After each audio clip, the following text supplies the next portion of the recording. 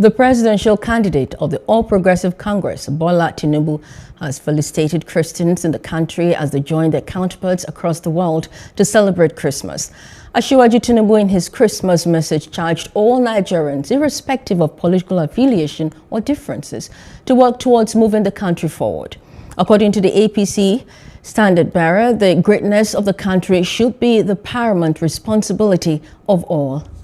This special day, I stretched forth my hand in fraternal affection and great joy to Christians and all who join in celebrating the birth of Jesus Christ. Christmas is a period of spiritual uplift as both Christian and non-Christian are moved to reflect upon God's love for mankind and what truly it means to love your God, your neighbor, and yourself.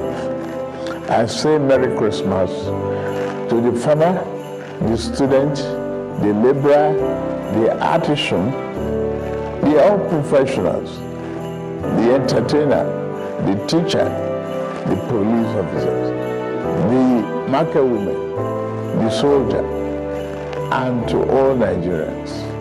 I also extend my wishes for a good, happy Christmas to my political opponent also.